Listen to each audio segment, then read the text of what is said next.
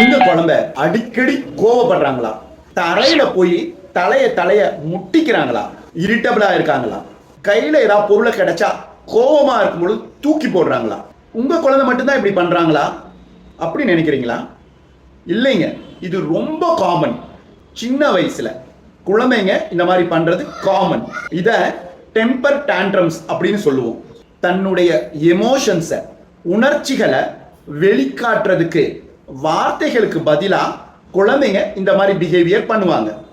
அதுவும் எப்பனா தூக்கம் கெட்டிருந்தா, பசி இருந்தா, இல்ல அவங்க வேணுங்கிற ஒரு பொருள் கிடைக்கலங்கிறப்ப அந்த ஆற்றாமையில அந்த இயலாமைய வெளிப்படுத்துறதுக்கு இந்த மாதிரி பண்ணுவாங்க. 1 வயசுல இருந்து 5 வயசுல இது ரொம்ப காமன். ஒரு 5 to 10 மினிட்ஸ்க்கு இந்த மாதிரி பிஹேவ் பண்ணா காமன். ஸோ அதை கண்டு நாம கவலைப்பட வேண்டியதில்லை.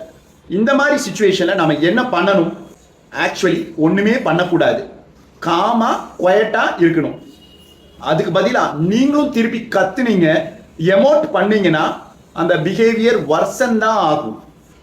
சரி, வேற என்ன பண்ணலாம்? ரீடைரக்ட் பண்ணலாம், டிஸ்ட்ராக்ட் பண்ணலாம். குழந்தை எந்த ரூம்ல அழுது ஆர்ப்பாட்டம் பண்ணுதோ அந்த ரூமை விட்டு வெளியில கூட்டிட்டு போயிடணும். எந்த டாய் கேட்டு அழுகுதோ கண்டிப்பா அதை எடுத்து கொடுக்க கூடாது, அதை வாங்கி தரக்கூடாது.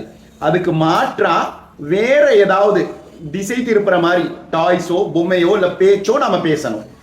சிம்பிள் கிளியர் பவுண்டரிஸ் நீங்க செட் பண்ணணும். நார்மலா அது லிசன் பண்ற டைம்ல அந்த சிச்சுவேஷன்ல குழந்தைக்கு நீ இப்படி பண்ணதெல்லாம் தப்புப்பா, அப்படி பண்ணாத அப்படிங்கிறத புரியற மாதிரி எடுத்து சொல்லணும். கேட்கிற நிலைமையில குழந்தை இருக்கும் பொழுது. அப்புறம் அது பண்ற நல்ல காரியங்களை, நல்ல பிஹேவியரை திருப்பி திருப்பி திருப்பி பாராட்டிக்கிட்டே இருங்க. பாசிட்டிவா ரீஇன்ஃபோர்ஸ் பண்ணுங்க. சரி, எப்ப கவலைப்படணும்? 5 வயசுக்கு மேலேயும் இந்த இரிட்டபிலிட்டி, இந்த டெம்பர் டான்ட்ரம்ஸ் தொடர்ந்து இருந்துச்சுன்னா, 15-20 நிமிஷத்துக்கு மேல அழுது ஆர்ப்பாட்டம் பண்ணுது, பயமா இருக்கு அப்படின்னு ஃபீல் பண்ணீங்கன்னா, அடிக்கடி இந்த பிஹேவியர் கிட்டத்தட்ட காமனா, நார்மலா, அன்றாட ரொட்டீன் மாதிரி ஆயிடுச்சு அப்படின்னா உங்க டாக்டர் போய் நீங்க பார்க்கணும். நன்றி, வணக்கம்.